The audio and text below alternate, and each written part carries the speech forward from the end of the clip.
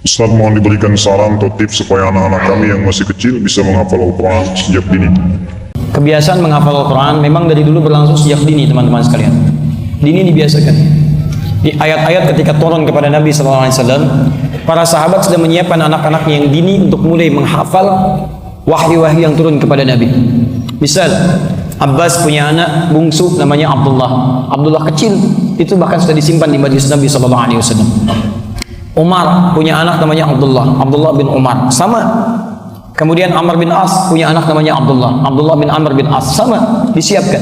Bahkan hebatnya, apa yang dilakukan oleh mereka, mungkin manhaj ini nanti bisa kita turunkan. Pertama, ketika anak antum diinginkan oleh antum dicita-citakan hafal Al-Quran, maka yang pertama dilakukan, orang tua mesti kompak meniatkan. Siapkan. Bukan cuma salah satu, keduanya.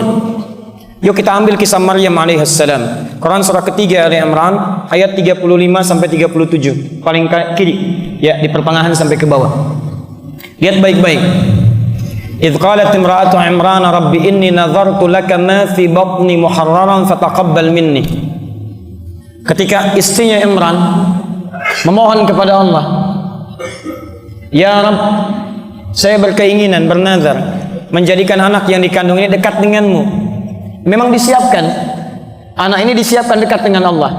Jadi kalau antum misalnya, maaf ya, istri mulai mengandung, ingin punya niat ini menjadi anak yang hafal Quran misalnya, antum niatkan dari awal, kompak suami istri, kompak, jaga betul kandungan itu, rawat dengan baik, berikan rezeki yang halal dan sebagainya, bacakan Quran dalam kandungan dan sebagainya. Kemudian apa yang terjadi? Setelah doa itu kemudian dipanjatkan, doa itu disandingkan dengan ikhtiar yang sesuai dengan doanya. Teruskan ayatnya, ayat 36. Falamma wada'atha qalat rabbi inni wada'tuha unta wallahu a'lamu bima wada'at wa laysa dzakaru kal unta. 1. Wa inni sammaituha Maryam. 2. Lihat kalimatnya, wa inni u'idzuha bika wa dzurriyyataha minasyaitonir rajim. Begitu dilahirkan, terima yang dilahirkan. Kadang berharap laki-laki jadi perempuan, kadang berharap perempuan jadi laki-laki. Kata Allah, yang kami anugerahkan itu yang terbaik, memberikan kemaslahatan untuk keluarga antum. Ini di antara hikmah. Nanti kami ada kajian fikih keluarga.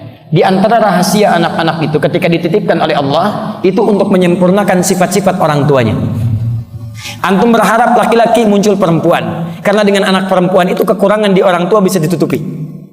Berharap perempuan datang laki-laki, karena dengan anak laki-laki yang sifatnya begini, kemuliaan orang tua itu bisa dikeluarkan. Ingin yang pendiam, jadi yang aktif.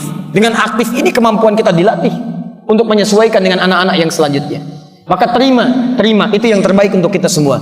Beri nama yang baik. Misal, antum ingin anaknya di penghafal Quran, maka beri nama yang sesuai dengan harapan antum. Misal, anak saya ingin jadi penghafal Quran, antum beri nama Muhammad Hamilul Quran, Muhammad sang pembawa Al-Quran. Misal, Abdurrahman Hafidul Quran, Abdurrahman hamba Allah yang nanti bisa menjaga Al-Quran. Dari nama sudah sesuai dengan harapannya. Makanya ketika Hannah istrinya Imran mengandung anak, ingin didekatkan dengan Allah, diberi nama dengan Maryam. Wa inni sammaituha Maryam. Saya beri nama dengan nama Maryam, karena Maryam dalam bahasa lokal itu senafas satu frekuensi dengan doanya. Yang dekat dengan Rabbnya, yang menjaga diri dari perbuatan yang tidak disukai oleh Rabbnya. Kemudian lindungi dari setan. Wa inni u'idzuha bika wa dzurriyyataha minasyaitonir rajim. Begitu bayi lahir, maaf, sudah punya musuh utama namanya setan. Maka mohonkan kepada Allah supaya dalam mencapai cita-citanya itu tidak diganggu oleh setan. Sekalipun diganggu, dia punya hijab, punya benteng. Rahasianya ada di Quran surah 15 ayat yang ke-40. Antum isi dengan amalan itu, setan tidak akan bisa menembus antum. Dia menggoda tapi sulit tembus. Surah ke-15 Al-Hijr. Hijr itu artinya benteng, sekat. Dari kata hajar. Hajar artinya batu. Kalau disusun-susun jadi sekatan namanya hijr. Kalau sudah menjadi ruangan namanya hujrah. Jamaknya hujurat. Makanya Nabi Ibrahim ketika akan meninggikan Ka'bah, alhamdulillah, pijakan pertamanya disebut makam. Ketika akan meninggikan, anaknya datang dari sisi yang lain membawa batu. Batu disebut hajar, disusun-susun jadi hijr, sampai sekarang jadi Hijr Ismail daerah situ. Asalnya menyatu jadi area Ka'bah, cuman kemudian terpisah supaya memudahkan bagi kita. Salah satu hikmahnya, jika ada yang ingin sholat di dalam Ka'bah maka hukumnya sama dengan di Hijr Ismail itu. Teman-teman lanjutkan ayat ke-40-nya, itu rahasianya. Itu di kalimat di lisan iblis langsung. Illa ibadaka minhumul mukhlasin. Semua anak cucu Adam akan saya goda dari depan, belakang, kanan, kiri, kecuali satu golongan yang sulit saya tembus, namanya orang mukhlas. Maka dari kecil antum latih, dekatkan dengan Quran, bacakan Qurannya. Mohon maaf ya, mohon maaf. Doa itu jika ingin cepat dikabulkan, maka dia harus bersanding dengan ikhtiar yang sesuai dengan permohonan yang dipanjatkan. Misal, antum ingin anaknya hafal Quran, antum berdoa, ya Allah jadikan anak saya penghafal Quran. Maka antum mesti berikhtiar dengan doa itu, dengan perangkat-perangkat yang menjadikan dia mudah menghafal Al-Quran.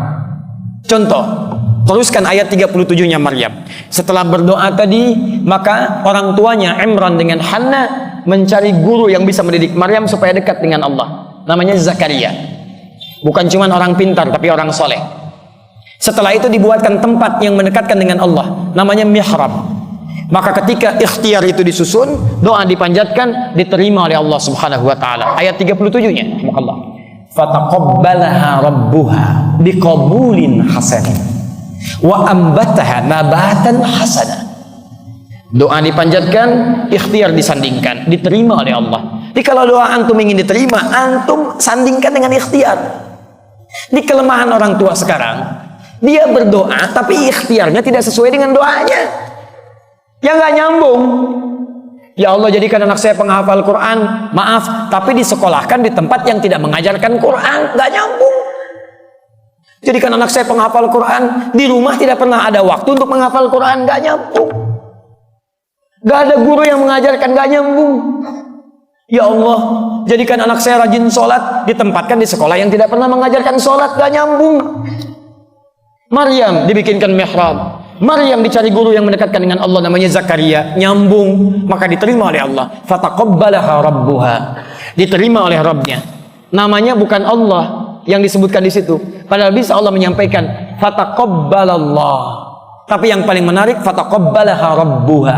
Rabb pakai haknya ke Maryam. Rabb menggunakan sifat rububiyah yang merawat, memperhatikan, memberikan kecukupan, memberikan kebutuhan. Makanya ketika semua dirawat oleh Allah, tidak usah khawatir dengan makhluk. Diberikan rizkinya oleh Allah.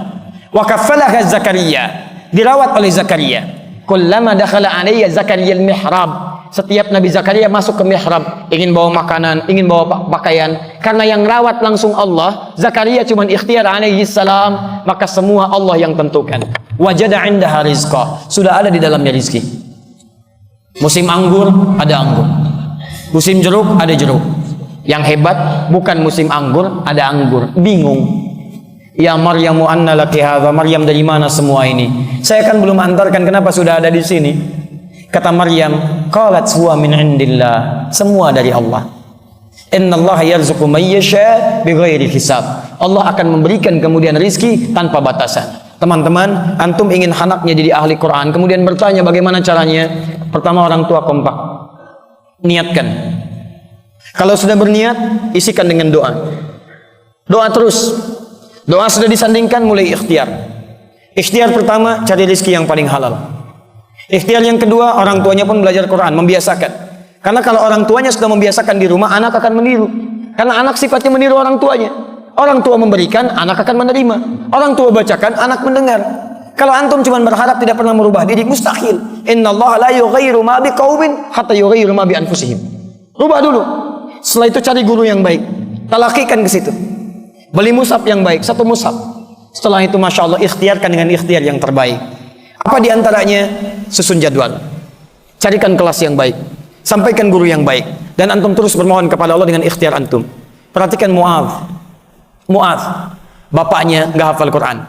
Anaknya belum hafal Quran. Tidak bisa melihat. Ketika anaknya mengatakan, saya ingin hafal Quran. Ya abati uridul Quran. Apa yang terjadi? Motornya dimodifikasi. Bermohon kepada Allah dalam tangisannya. Dan digendong anaknya. Dinaikkan ke motornya. Dashboardnya dimodifikasi. Supaya ada hafalan di situ. Datang jauh-jauh 20 km. Ketika sampai di syekhnya, dipilih syekh yang terbaik. Mudah mengambil syekh di samping rumahnya. Tapi kenapa memilih 20 km? Karena beliau merasa jangan nanggung kalau ingin belajar Quran. Kalau bisa mengajarkan yang benar, kenapa mengajarkan yang standar-standar? Datang ke syekh yang punya sanad. Ketika belajar di situ baru datang.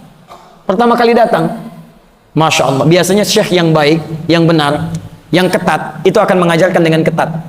Saya saat talaqi Al-Quran di Libya, saya ambil riwayat yang pertama. Apa yang terjadi? Pertama kali datang teman-teman sekalian, cuma disuruh ta'awudz. Ya bunai ta'awudz. A'udzu billahi minasy syaithanir rajim. Yakfi, hasbuk, bukrah. Cukup ya, datang lagi besok. Masya Allah. Antum dari Solo jauh-jauh ke Bekasi. Ustadz, saya ingin menghafal Quran. Baik, coba baca ta'awudz. A'udzu billahi minasy syaithanir rajim. Cukup dulu Pak, pulang dulu ke Solo, besok kesini lagi. Masya Allah. Datang lagi enggak? Tidak. Antum kurang sabar. Guru yang baik, dia tidak akan langsung memberikan hafalan. Dia akan mengecek apa kekurangan di lisan anak didik saya ini. Maka dia akan lihat, oh dia kurang di sini, di sini, di sini, di sini. Berarti obatnya ini. Begitu datang besok muridnya, maka dia akan obati dulu lisannya. Begitu diobati lisannya, diberikan manhaj bacaan. Setelah paham bacaannya, Masya Allah, dia bisa menghafal sendiri. Makanya kalau antum menghafal Quran dengan benar, sabar 20 ayat, kesananya atau akan mudah menghafalannya. Tapi kalau antum tidak bersabar, ingin banyak, hafal 6 bulan, tahsin 2 tahun. Cek. Apa yang terjadi? Berangkat, sabar, pulang. Begitu dapat hafalan, bapaknya tulis, simpan di dashboard motor. Di jalan gak ada yang sia-sia. Mu'adz baca dari belakang. Bapaknya menyimak, lihat ke depan, lihat ke sini, lihat ke depan, lihat ke sini. Masya Allah. Antum tahu apa yang terjadi? Masya Allah. Ulam dicinta. Puncaknya tiba. Teman-teman sekalian, jadilah Mu'adz menghafal Quran. Anaknya hafal Quran, bapaknya belum hafal. Tapi bapak dapat bagian dari kemuliaannya. Anaknya hafal Quran, persis bacaan syekhnya, makhrajnya bagus luar biasa, sampai kisahnya menjadi inspirasi dunia Timur Tengah. Datang reporter dari Kuwait, sampai diwawancara, ya Syekh Mu'adz, kenapa kamu ingin sampai jadi penghafal Quran begini? Apa yang terjadi? Beliau menjawab, kalau diperkenankan oleh Allah Subhanahu wa taala, saya berdoa. Pertama, saya ingin mohon kepada Allah supaya tetap membutakan mata saya, karena dengan buta ini saya bisa menghafal Al-Quran. Saya takut kalau melihat lagi, saya melihat maksiat dan hilang hafalan Quran saya.